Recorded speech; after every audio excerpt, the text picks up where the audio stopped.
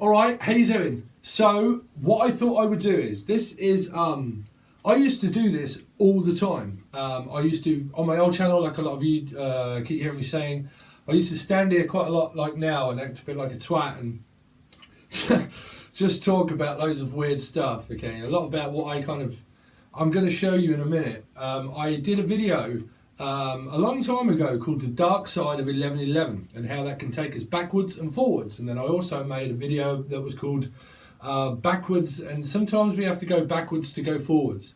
Okay, but anyway, I kind of miss this in a way of what I used to do. So I might do more of this, and this will be over on Vimeo. Okay, a lot of things that I do and I express to people and kind of things that I really kind of wanted to start to push forward is more on the tutorial side and teaching people how to break out of codependency patterns. Okay, but part of this one is going to be what you're going to watch now. Okay, but I think the best thing and what I really want to do is I want to try and focus more on what I've kind of built up, which is on the Vimeo's part. Okay, because I do like Vimeo because you have more expression over Vimeo because you can put music and kind of all kinds of different stuff over there. So I'm really experiencing that. I'm going to keep it as cheap as possible. It really won't be too much. Okay, and I can alter those settings, but it's so difficult to learn because you can do so much. Okay, but what I'm going to do is I'm going to show you this. What I'm going to do, which is the dark side of 1111. Okay, and then what we'll do is it cuts off halfway through, and then the other half will be over on Vimeo and explains more about conditioning. Okay, which is to do with counterdependency, dependency and codependency. But I don't really go into codependency, just dependency and counterdependency, okay? But we do look at the cards and we go into the 1111 state.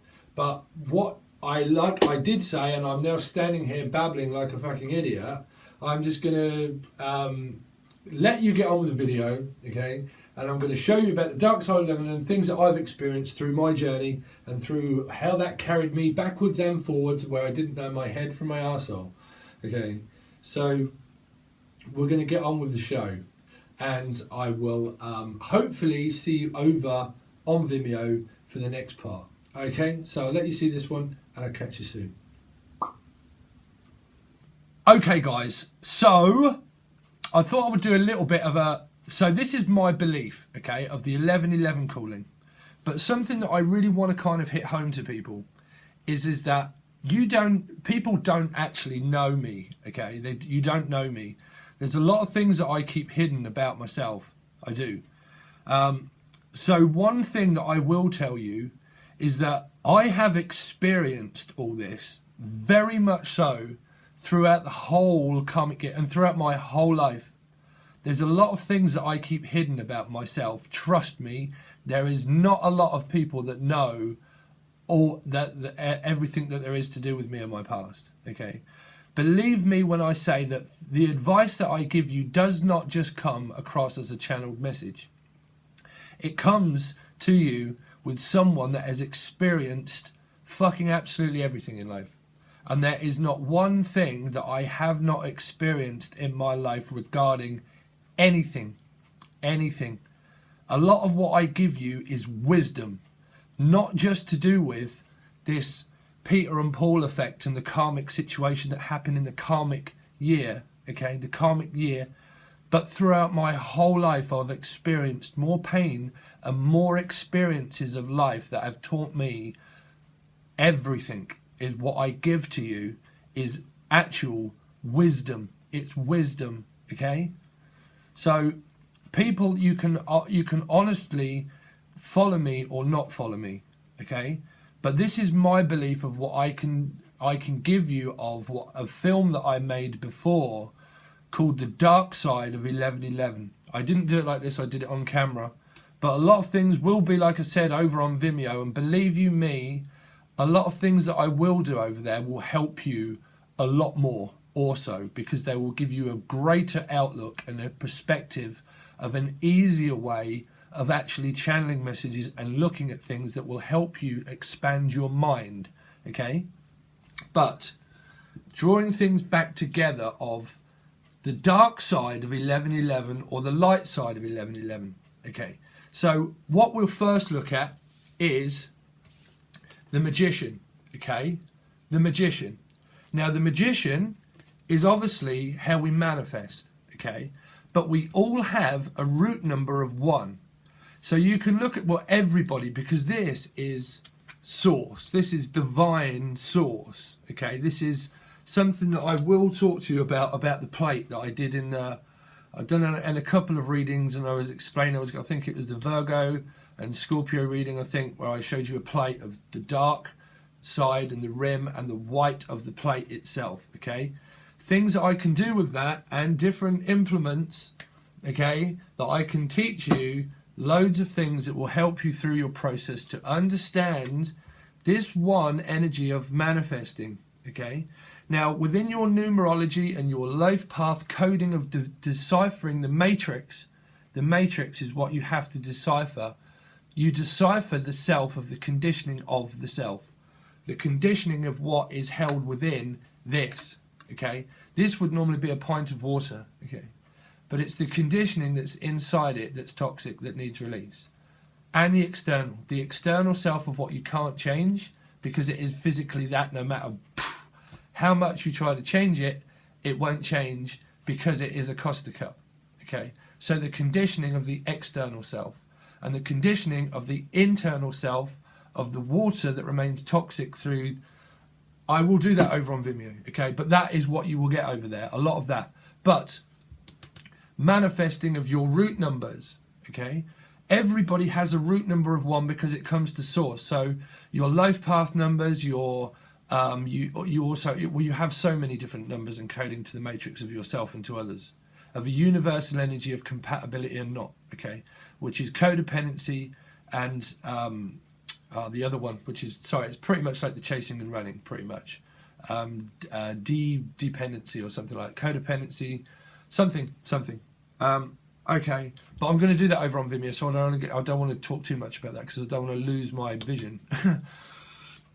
But your coding of the matrix is that your healing life number and also your yearly number, okay, your yearly number, okay, I might do a video on how to look that up, but you also have a year number that you will experience through this year. You can also add it to tarot cards, okay, not just your life path number, but there are loads of numbers to sequences that I deciphered through my old 5 to 6 year karmic fucking tragedy. But anyway, but we grow through that, and that is how we become this energy, okay? Through separating and avoidance and the separation of the soul that you see within the impiquement of my icon. A separation of soul. A separation of soul. Okay? So we have a root number of 1. You'd be able to add all your numbers up and everybody would come down to 1. Okay? Because we have source. Okay? So we all relate to one another. But then also 8, which is universal energy. Okay? Which is the 9. Okay? But anyway, I don't want to go too much into that. But, so the dark side of 1111. Now, because of this number, normally what happens is the fact that this is the 1111 calling. Okay, this is something that's grounded or stable. But to me, this is where also the lesson lies. Not also within the devil and Lucifer, okay, but there are other cards that also starting to show me more where lessons lie. The lesson lies within this card of stability, which is 1111, okay, which is a cycle also, okay, because 1111 is divine timing. It's divine, okay, so it relates to 2 if we look at wands, okay, which is taking a new direction, okay, but your new direction starts off at a new cycle of 10, which is 1, which is either an ending or a beginning of 1, which would mean the same cycle with the same person, the same way, and the same thing that will happen again until it teaches you again, that you can also play out many times over and over again until you learn, and that's why it can take a long time, okay? But then also, it can also mean that you're taking a new direction, but you get pulled backwards. But we won't go too far into that, because then what you do is, from the 2 of taking a new direction, you then go into what we call the waiting game, which is the 3. So you start to pick up numbers of divine timing, of where it's not just 1111. Timing that you get, like 222 or 333 or 444, 555, it pretty much tells you where, to me, where you are within a cycle. Right, where you are within a cycle. Whatever time comes up that you keep picking up, that means whereabouts you are within numerology of a cycle of life path or healing path. Okay, it depends on healing angels and guidance angels, because we have loads of different angels. Okay, it depends on your healing process and what you're asking for, or whether you're not asking for it and you're in denial. Okay, denial, and then we would go on to other projects of what I would teach you about, which would be drinking, but would also be toxic behavior patterns held within the pattern and the sequence divine coding of past life abandonment issues. Okay, but that will be done on Vimeo. But because this one is for free for people. Okay, so sorry. So then you would go to 3. Okay, so you pretty much know where you are on your cycle of action, because these are just action cards. These are literally just action cards, because we're going to the 1111 calling of action.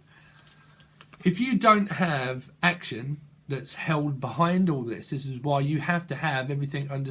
This is because people say, well, which one am I, feminine or masculine?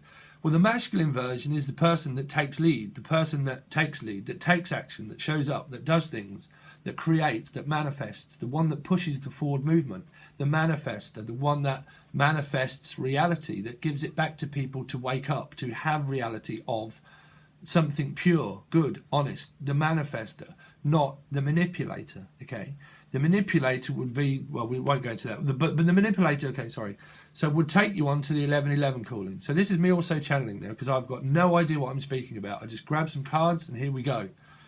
So the manipulator of the manifester is with hidden emotions and hidden feelings and hidden action, but we learn through that. But I don't want to go, because that can go off into fucking loads of patterns. Okay, but this is pretty much where we start to find clarity of ourselves. Excuse me, but I get like this when I'm channeling, because and I'm trying to slow down for people also that also speak different languages. So I do apologise, but I'm British and I'm close to London, so I have a Cockney kind of slang.